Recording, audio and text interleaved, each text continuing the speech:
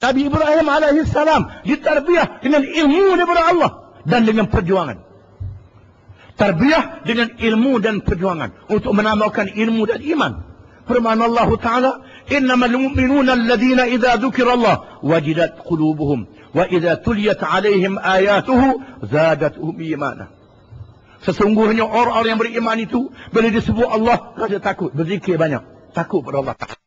Bila dibaca ayat Allah Ta'ala, iman dia bertambah. Allah Ta'ala berfirman, alladhina qala lahumun nas inna an-nasa qad jama'u lakum fakhshawhum fazadahum imana wa qalu hasbunallahu wa ni'mal wakil.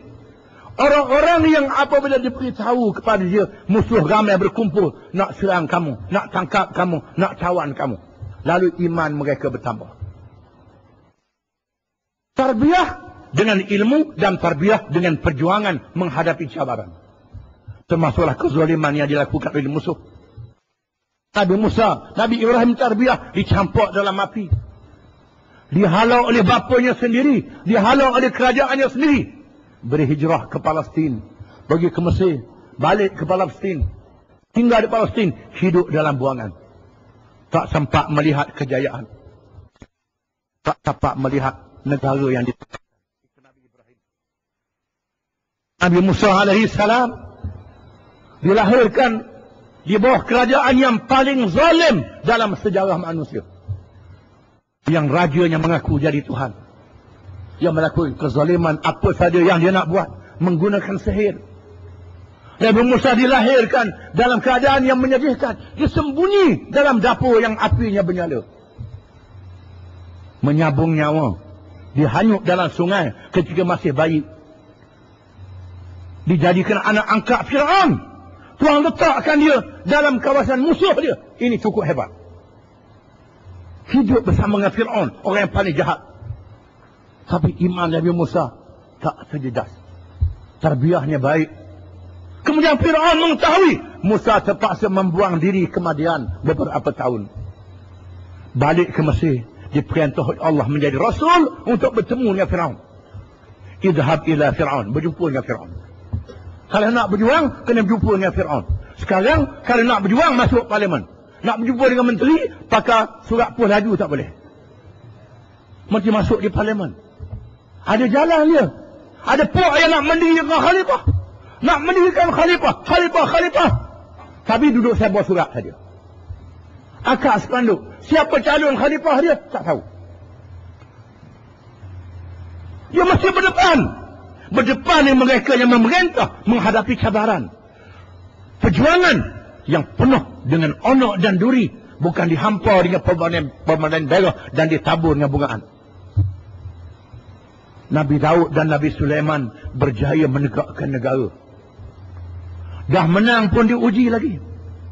Nabi Daud untuk mencapai kemenangan terpaksa mengikut Talut yang menjadi pemimpin. Allah Ta'ala menyebut bagaimana tarbiyah Nabi Daud dan kumpulannya.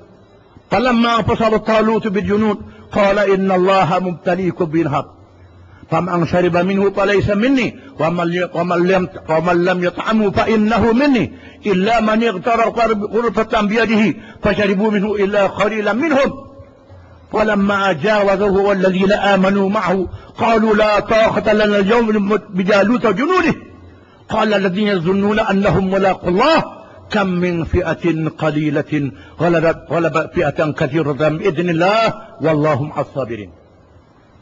Setelah Talut melangsungkan perjalanan dalam pasukannya Nabi Daud, Talut berkata, kamu akan diuji dengan sebatang sungai. Setelah mereka mengharungi padang pasir yang luas, habis segala bekalan, makanan, minuman, habis. Allah mewahyukan kepada Nabi mereka, kamu akan diuji dengan sebatang sungai. Pada sampai di sungai ini, jangan minum banyak, minum sedikit saja, secebok saja. Secebok seraut tangan saja, tak boleh minum banyak. Walaupun dalam keadaan terlalu lapar. Para ulama tafsir mengatakan jumlah mereka 80,000. 80,000 jumlah mereka. Bila sampai di tempat sungai itu, 74,000 minum dengan sebanyak-banyaknya. Tak ikut arahan. 6,000 saja yang ikut arahan. Daripada 80 dengan 6,000, 74,000 minum dengan banyak. Sepatutnya yang minum banyak ni kuat, yang minum banyak ni gagah. Rupanya yang minum banyak ni penakut, tak berani.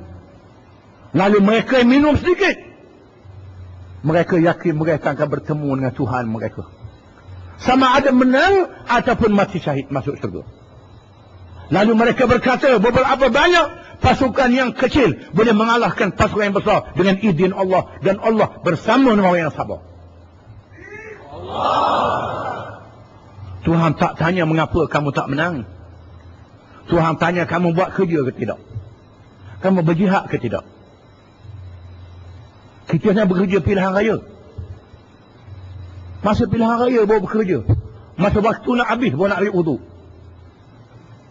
Tak sempat lah. Masa daftar pemilih tak ambil tahu, masa bantahan tak ambil tahu. Lepas tu mulalah ada pengundian tu. Kalau nak ala hantu sekarang, kena buat kerja sekarang. Sebelum pilihan raya kita sudah bekerja kuat. Jangan masa pilihan raya sudah nyaman sampai ke halqah baru nak kerja kuat. Ini tak betul.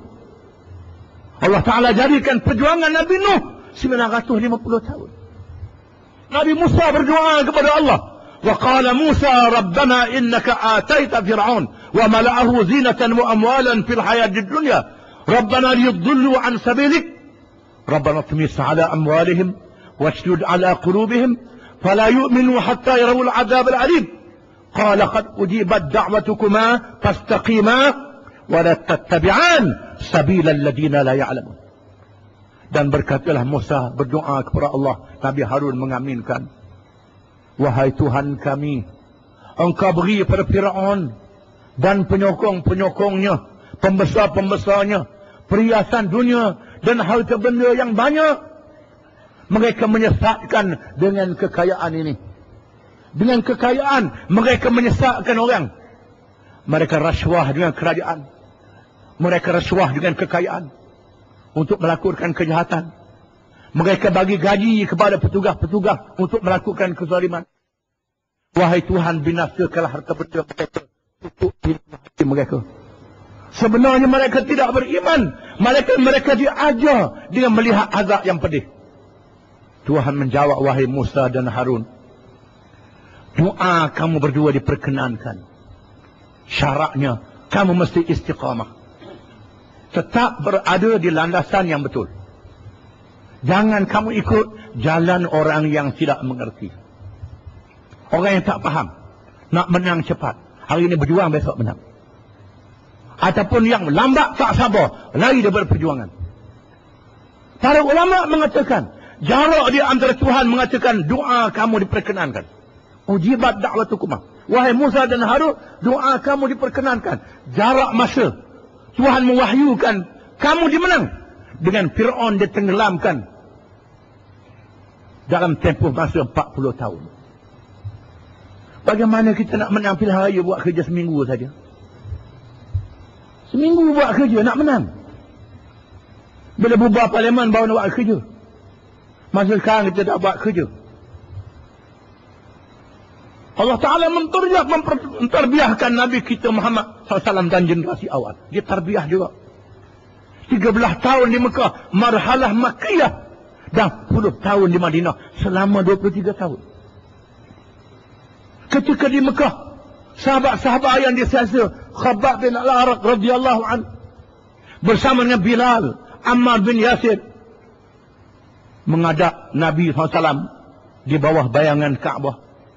Khabbab berkata, ala tad'u lana, ala tastansiru sana lana. Mengapa Rasul tidak berdoa kepada Allah Ta'ala? Doa seorang Rasul diperkenankan. Biar mampu Jahannam mereka yang jahat itu sekali mata. Mengapa tak berdoa supaya datangnya pertolongan Allah? Tidakkah doa Rasulullah diperkenankan Tuhan? Mengapa tak doa? Jawab Rasulullah, wahai Khabbab, sesungguhnya umat di zaman dahulu ada di antara mereka yang dibelah jasad dengan gergaji terbelah dua. Ada yang ditanam ke dalam bumi.